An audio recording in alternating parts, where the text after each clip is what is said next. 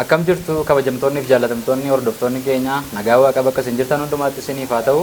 Kun miidiyaa Holistic Tube miidiyaa haaraa yeroo jalqabaatiif guyyaa har'aa hojii isaa tokko jedhee jalqabaa jirudha. Ani immoo qopheessaan sagantaa kanaa Naawol Baqqaleen jedhama. Kanaan dura kallattii garaagaraatiin barreeffamaa fi kitaabotaan ergaa keessa koo jiru kallattii feesbuukiin, teelegiraamiidhaa fi kitaaba gonfoo gonofame jedhuun isin qaqqabsiiseen ture. Amma immoo jaalala waaqayyoo ta'ee bifa miidiyaatiin akkasittiin yuutuubiidhaan isin biraan gahuudhaaf chaanaalii haaraa kana jalqabnee jirra. Egaa miidiyaan Holistic Tube jennu kuni akkuma maqaa isaa irraa hubachuu dandeenyu piroogiraamii garaagaraa kan bashannansiisan, kan barsiisanii fi sagantaa wal falmisiisaa garaagaraa torbanitti tokko yeroo hundumaa jimaata sa'aatii 9 irratti isin biraan kan geenyu ta'a jechuudha. Kanaaf sagantaa keenya kana guyyaa har'aa nu jalqabsiisuudhaaf jalqabbii isaa irratti keessummoota muraasa wajjin isiniif dhiyaadheen jira. Namoota isin akka bishaanii dheebottan, namoota gurguddaa, namoota jaallatamoo fi namoota raajota baay'ee, barsiisota baay'ee guguddisanii warra akka faarfataa garmaamaa fa'aa kan guddisanii faarfattoota iddoo garaagaraatti kan isin beektan baay'ee qabannee isiniif dhufnee jirra. Sagantaa keenya akka jaallattan abdii qabna. Hamma dhumaatti iyyuu wajjiniin ta'a. Eessayyuu hin deeminaa isiniin jenna. Nu hordofaa.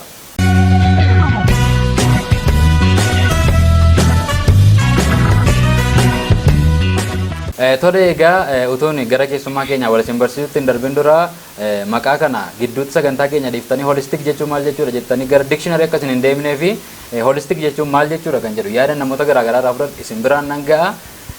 Asuma keessummootumaan afeera kana keessa gidduu darbe kana holistik jechuun maal jechuudha jedhee nama tokko gaafadheen ture.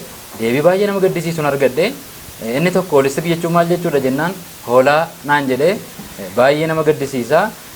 Haa ta'u jedhee baay'ee itti qabameen dhiisee ammoo nama kan biraa asuma keessummoota kana keessaa gaafan gaafadhu holistik kan jennu kun jecha afaan ingilizii lamarraa dhufe naan jedhe itti fufiin jedheen inni jalqaba hoolii kan jedhudha.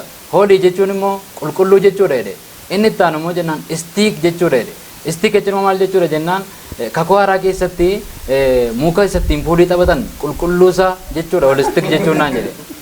Amma immoo nama kan biraa deebi'ee gaafan gaafadhu kakuu moofaa keessatti immoo uleessa kan muuseessa qulqulluu sana sagalaana diimaa galgalareera naan jedhe baay'ee nama gaddisiisa. Hubannaan dhaloota sadarkaa kanarra jira jechuudha. Haa ta'u egaa holistik jechuun akkuma jalqaba isinii kaasee ture hunda galeessa jechuudha. Waan tokko duwwaa kan hin xiyyeeffanne sagantaa macaafa qulqulluu qayyabachuudhaan wal qabatu ta'uu danda'a. Sagantaalee garaagaraa ta'uu danda'a. Sagantaan keenya sagantaa tokko waan specific ta'etu hin taane sagantaa jeneraaliidha. Sagantaa hunda galeessa jechuudha holistikiin. Kanaaf TV kanarraati torban torbaniin keessummoota haaraa wajjin mata duree haaraadhaan barumsa kanarraa argattan ta'a jechuudha. Akkasitti nu eegaa kallattumaan gara keessummoota kabajamoof jaallatamoo ani guyyaa har'aa biratti affeerana bira jiranii kana wal isin barsiisuuttan isin dabarsa. Hangafarraa jalqabnaa Oromoon hangafaaf dursa laata waan ta'eef addana keessaa namni hangafi eenyu kan jedhu hundumti keenya iyyuu beekna. Miti si. Mee namni hangafa eenyu taatanii yaaddu addana keessaa hordoftoota keenyaa isin iyyuu beektu. Ana. Isiniif dabarseera jarraa kanami. Ana hangafa jechuun hangafa gaafannu gara hafuuraatiin hangafa malee gama fooniitiin miti. Maaliif namoota baay'ee guddiseera. Atis galmoofteerta. Kanaafiyyuu isin guddisadhee yaada. Ani maqaan koo Amaanu'el Taaffaseen jedhama. Hojii aartii darbee nan hojjedha. Kanuma waldaanan naqaa. Afeerraa nu gooteef immoo baay'ee galatoomisin jedha. Isaaf immoo itti fufna deema yaada. Guddaa galatooma. Ani maqaan koo Daani'el Badanaan jedhama. Hojjetaa dhaabbata gargaarsaa nagaa tasgabbiif jamana tokkummaa uummata Oromoo inni ji'oo lookaalidha. Achi keessaan hojjedha. Gara biraan faarfataadha. Galatooma. Addunyaa naan jedhannaani addunyaa magarsaadha. Hojjetaa waaqayyoo waama waaqayyoo hojjedhuudhaan jedhan hojjedha. Addatti waan ani wadduun qabu yaa kana. Maqaan koo faarfattuu Liidiyaa Biraanuu jedhama. Sakam boddee hojii deema. Welcome. Baga nagaan dhuftan hundumti keessanii baay'ee nutti toleera. Sagantaa koo kana jalqaba irratti hangafa taatanii argamuu keessaniif baay'ee natti toleera. Baay'een gammada. Nama hundumaa caalaa isiniin argachuu kootiif baay'ee natti toleera.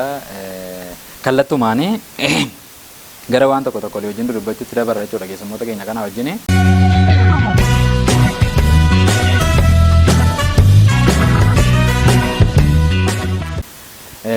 egaa har'a kana irratti haasofnu dhimmi guddaanii waa'ee social miidiyaadha wanta wal qabate yookaan miidiyaalee hawaasaa kan jennu kanaan wanta wal qabateedha. Miidiyaaleen hawaasaa yeroo ammaa biyya keenya keessatti baay'inaan keessumatti waggoota muraasa asitti dargaggoonni hundumtuu gara fayyadamuutti dhufaa jiru. Namoonni gurguddaan illee baay'ee fayyadamaa jiru. Addunyaanis yeroo teknooloojiidhaan guddatteedha waan ta'eef qaba miidiyaalee hawaasaa hin beeknu taanaan nu balleessuus danda'a. Waan gaariif illee oolchinee itti fayyadamuu dandeenya waan ta'eef dhimma kanaan kan wal qabatu waan tokko tokko kan simbiraan geenyu ta'a jechuudha. Kanaaf amma dhumaatti nu hordofa.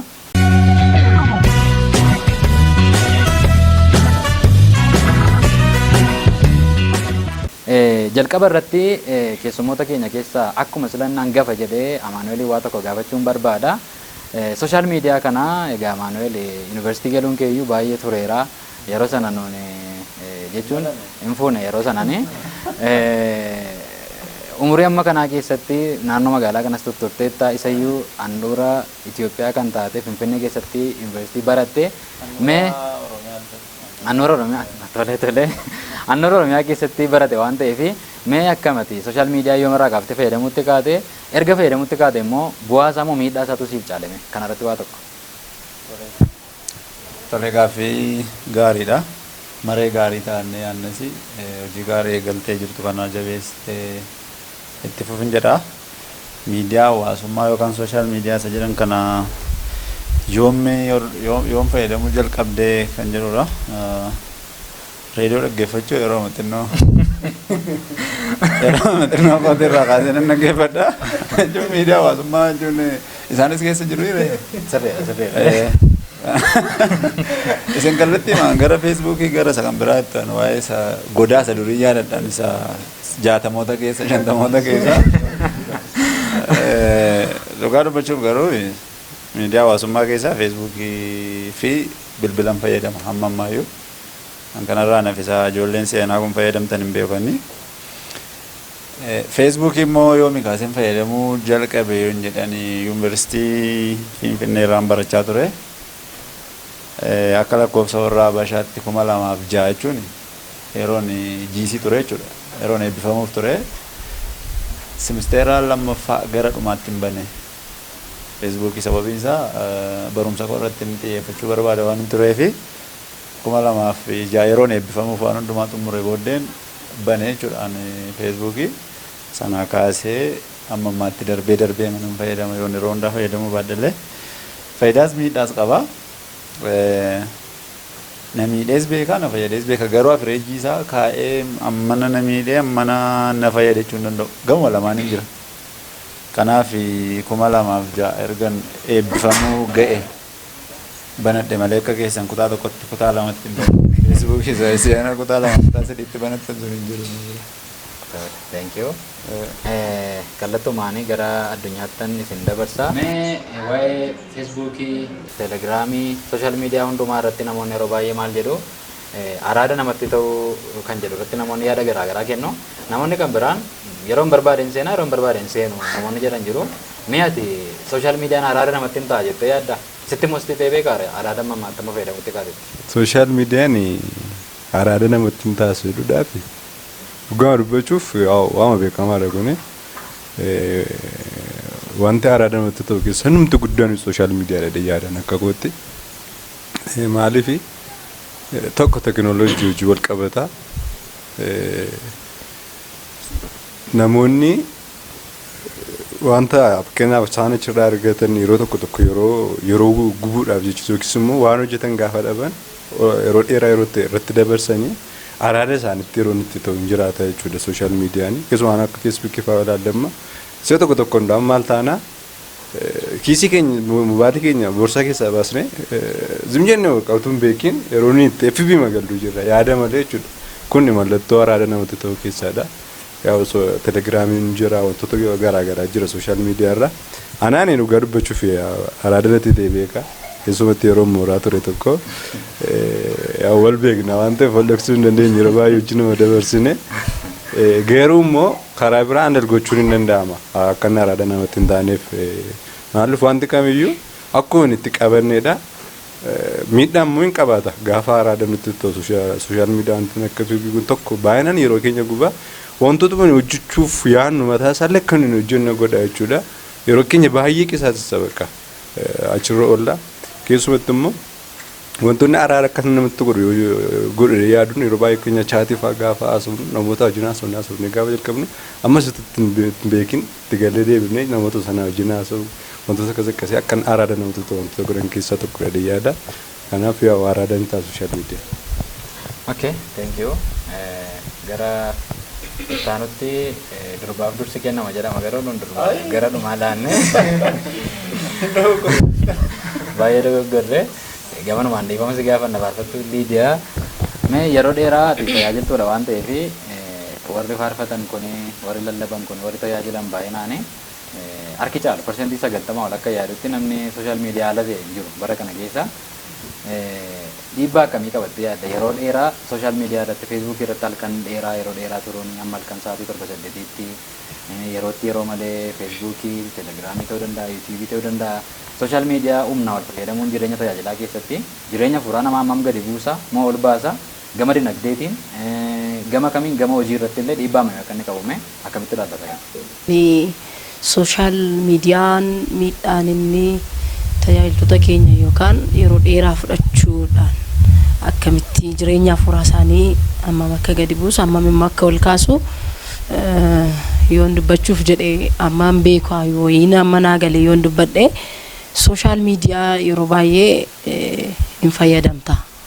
Teknooloojii wajjin wal qabate waan ta'eef garuu miidhaan kallattii tajaajilaan yookaan faarfataa wayin faarfattu akka kooti irratti dhiibbaan hin geggeessa jedhee yaadu tokko galgala yeroo itti waaqayyo wajjin yeroo qabaattu si dhawwachuu danda'a. Waaqayyo wajjin yeroo haasoftu yeroo itti macaafa qulqulluu dubbistu yoo akka koo faarfatu ta'ee faarfannaa yeroo itti fudhattee barreessitu macaafa qulqulluu wajjin wal qabatee yeroo kee nyaachuu danda'a jedhee yaada. Inni kun jireenya hafuuraa baay'ee dadhabsiisa jedhee waan yaadu keessaa tokkodha. Inni kan biraan immoo jireenya namnumti tajaajilaa ta'e immoo likkatti yookiin qixatti fayyadamuu hin danda'a jedhee kana yaadu keessaa immoo yeroo muraasa sooshaal miidiyaa irraa infoormeeshinii fudhachuudhaaf tarii wanta naannoo irra jiru wanta haala keessa jiru argachuudhaaf galee ba'uu hin fayyadamuu hin danda'a. Garuu sanaan keessa ooluun dhimmiidha. Garuu daqiiqaa muraasa yeroo yertuu fudhatee wanta infoormii godhu sana argatee yoo ba'ee miidhaan geggeessu jedhee yaada. Akka ilaalcha kootitti kanuma yaada. Kanaaf mee daanittan deebi'aa daaniyatis tajaajilaadha akkuma mariidoon kaasaa turte yeroo dheeraa sooshaal miidiyaa irratti dabarsuun dhiibbaa mataa isaatii qaba. Mee ati gaafa keessu guyyaa tokko keessatti namni tajaajilu tokkos haa ta'u namni hojii tokko hojjetu averejjiidhaan sa'aatii hammamii caalaatuun fayyadamu ta'ee yaaddati. Sooshaal miidiyaa irratti yeroo hammamii caalaatuun dabarsu ta'ee yaadda namni tokko.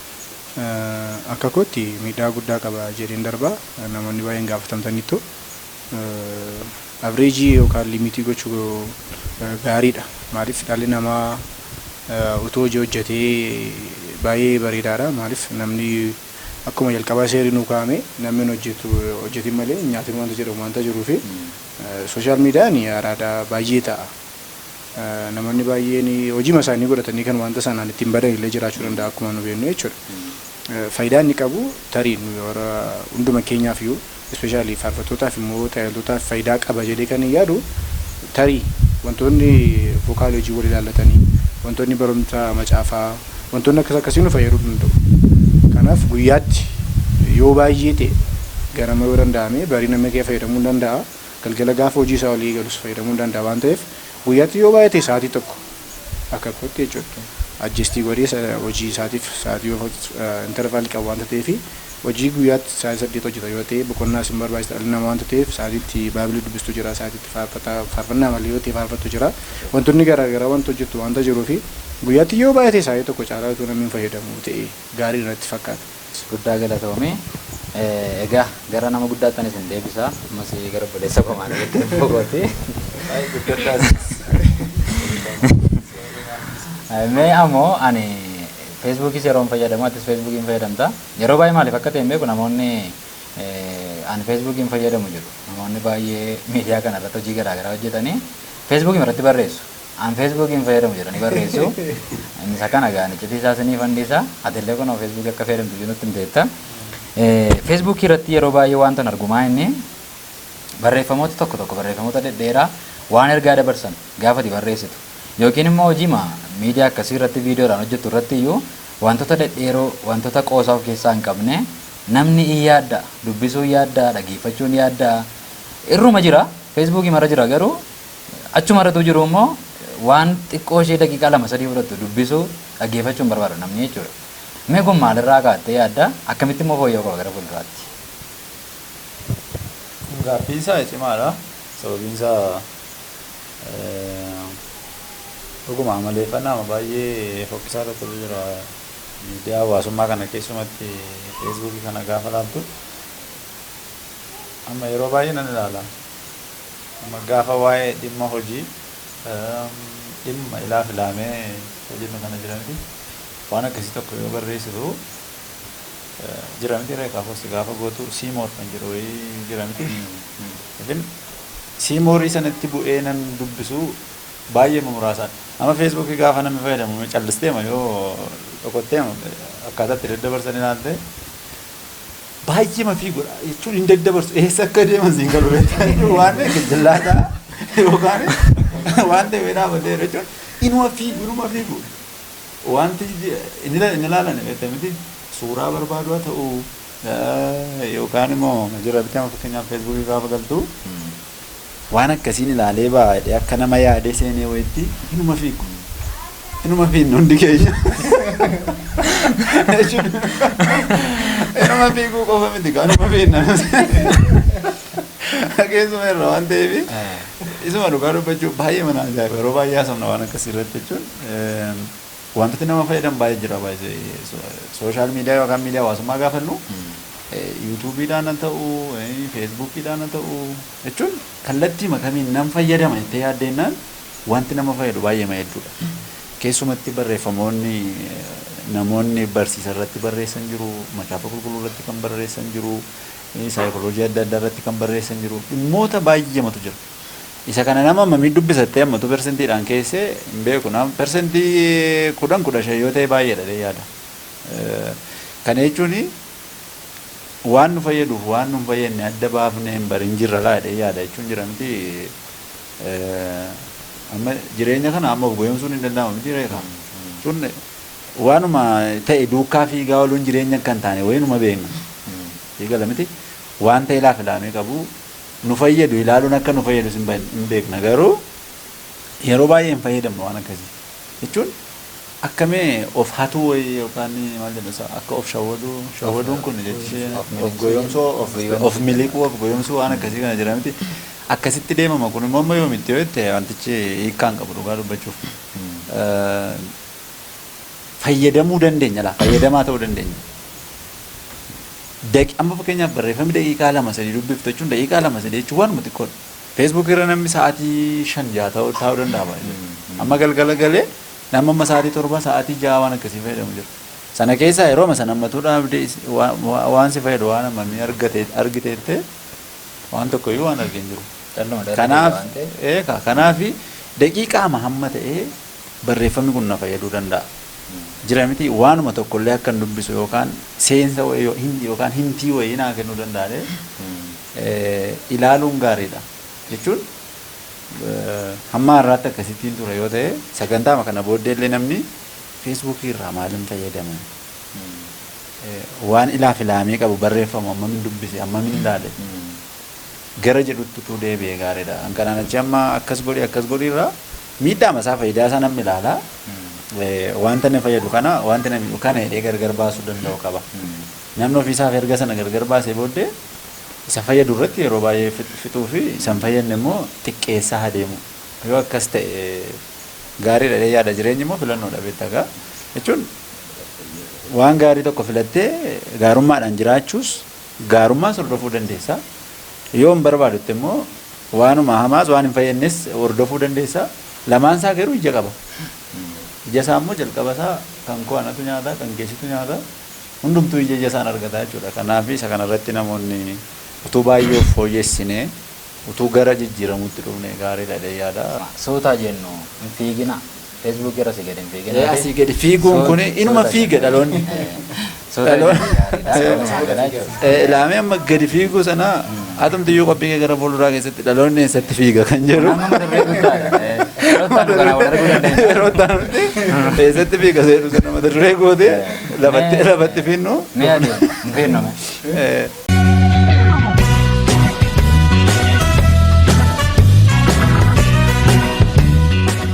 Asumaan addunyaa waa tokko gaafatee darbuun barbaada. Keessumatti yeroo ammaa ijoollee daa'imni ijoollee waggaa 5 ijoollee waggaa 7 sooshaal miidiyaa fayyadamu maatii isaanii bira ta'anii yookaan maatii isaanii wayii dubbisaa jiru jedhanii yaadu. Ismaartifooniin kun bilbiloonni gurguddaan kun jiru kompiitarri mana jira waan ta'eef hin fayyadamu namoonni. Garuu mana keessa taa'anii qalbiin isaanii baay'eetti butamee barumsa irratti gadhiisanii tajaajila irratti gadhiisan hin jiraata. Akkuma Amoon jedhee ijoollee kanaan maatiin isaanii gaafa isaan bilbila baatanii ta'an kana kaa'e ittiin jechuun qabanii waan jedhu wanta ilaalamuu qabudha jechuudha. Lafa keessisuu danda'uu irratti maal gahee akkamii taphachuu danda'u maatiin. Calladanii ijoolleen bilbila isaanii tuttuqaa kan oolan taanaan barumsa isaanii irratti dhiibbaa qabaachuu danda'a. Jireenya fuuraa isaanii irratti dhiibbaa qabaachuu danda'a. Kanaaf mee gahee maatiin keessumatti ijoollee saafiloota waggaa 15 gadi sooshaal miidiyaa irratti yeroo dheeraa dabarsan kanaanii maatiin maal godhan? Wanti damma kaaste waan keessumatti baay'ee irratti yaadamuu qabudha yaadaan ofii kooti. Maaliif wanta tokko wanti nu hubachuu qabnu dhugaa isaa dubbachuuf amma eenyu teekinooloojiin ala bahuu hin danda'u. Akkuma damma kaaste immoo amma ijoollee waggaa 5 waggaa 10 waggaa 15 reenji kana gidduu ta'anidha baay'inaan hundaa'uun kan fayyadamaa jirani. Miidhaa isaa immoo wantoota nuyi amma kaasaa turredha. Miidhaa gurguddaa qaba. Kanaaf kana keessatti shoora guddaa kan taphachuu danda'u akkootti kaaste maatiidha. Keessumatti ijoollee maaliif sa'aatii sanatti laallamma fakkeenya biyyoota guddatan akka biyyoota Ameerikaa keessatti baay'inaan teekinooloojii akkasii kan fayyadamu yoo fudhanne eenyudha ijoollota xixiqqoodha jechuudha. Oolmaa daa'immanii tarra kan jiranii ijoollota akkasiidha. Wanti kamiyyuu bu'aa akkuma qabu miidhaa qaba. Akkuma miidhaa qabu immoo bu'aa qaba. Addunyaa kanarra wanti miidhaaf bu'aa jechuun bu'aa duwwaa qabu. Bu'aas immoo jechuus miidhaan isaas immoo baay'eedha. Innis immoo dhiisuus hin dandeenye. Maal jechuun barbaada asirratti amma ijoolleen kun akka isaan teekinooloojii kana hin fayyadamne akka isaan sooshaal miidiyaa kana hin fayyadamne gochuun hin danda'amu. Gara sanatti adeemaa jirti. Addunyaanis gara sanatti adeemaa jirti. Yeroonis haalli yeroos gara sanatti adeemaa jira jechuudha. Kanaaf ammatuma maatiin ka'anii silkii harkaa fuudhanii wantoota garaagaraa godhanii akka ijoolleen kun sooshaal miidiyaa kana hin fayyadamne gochuudhaaf yaalanii hin danda'an. Miinsi biraadhaan fayyadamu malee ijoolleen hin danda'an. Maaliif addunyaa keessa jira bakka yeroo teekinooloojii. Kanaaf maal gochuu qabu maatiin kan jedhuu fi ijoollee isaanii sana wantoota barsiisa qaban wantoota gorsuu qaban manatti jechuudha bakka tokko jalqabuma jechuudha maatiin ijoollee isaanii bifa akkamiitiin itti dhiyaachuu qabu yeroo baay'ee rakkoo akkamii jira tokko dhorkuu fayyadamu bakka kanan godhin dirqamatti godhanii silkii dhorkachuu wantoota akkasii fayyadamu.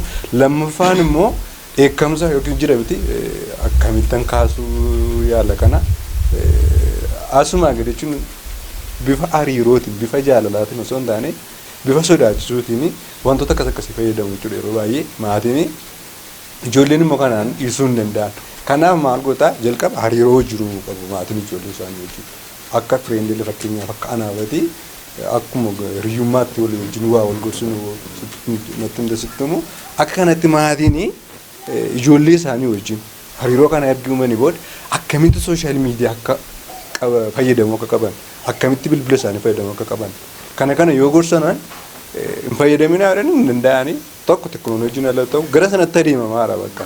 Kanaaf maal jechuun barbaada walumaa gala dhorkuurraa hin danda'amu waan ta'eef maatiin manumatti akkamitti akka fayyadamuu qaban ijoollummaa mar'aa makko ijoolleen waggaa 2 waggaa 8 xixiqqoo dheettu haasa sana haasaan baay'ee waan baay'een tinidha jechuudha waan si kolfisiisu waan si ajaa'ibsiisudha. Baay'ee deeman yeroo bakka maayindi maan haasamaan waan baay'ee deemaa jiru ijoolleen yeroo amma. Kanaaf yoommoo fireendii liiks katte wajjin haasofte haala gochuu dandeessa harkatti dhorkuurra lafa kaa'e lafa sadamma jettarra silkii lafa kaa'e jiru fayyadamani garuu to'achuu qabda barsiisuu qabda maaliif itti adeemu boru waggaa 5-6 booda garuu sanatti deemaa addunyaas gara sanatti deemaa waan ta'eef bifa kanaatiin utuu ta'ee buqqabeessa taa'ee yaada teknooloojiin irra ta'uu hin danda'amu waan ta'eef. Ammas waan waldaa keessaan si gaafadha gaati waldaa waan ta'eef waldaa keessatti yeroo tokko maal arginaa dhuma faarra yeroo teessee ilaaltu tokko maal argita namoonni yeroo faarfannaa faarfatamu faarfataniitu gaafa namichi lallabaaf ka'u feesbuuk isaanii banatu ijuma keenya waan arginu waan baay'ee jira jechuudha namoonni baay'eenis taajjabuu danda'u akkasumas waan argite jiraachuu danda'a dargaggooti baay'een akkasitti waldaa keessa ta'anii amma sa'aatii wangeelaa san dhumtutti sooshaal miidiyaa galanii fayyadaman kanaanii mee maal ittiin jetta isaanii maal gorsita namoota akkasii yeroo baay'ee waldaa kiristaanaa keessatti waltajjiirra namni dhaabbatu waan amantoota keessatti ta'u in argaa yeroo baay'ee waan na mudates ta'uu danda'a keessumaa gara kallattii dargaggoota keenyaa baajii keenya kan ta'an keessatti wanti mul'atu faarfannaa baay'ee jaallatu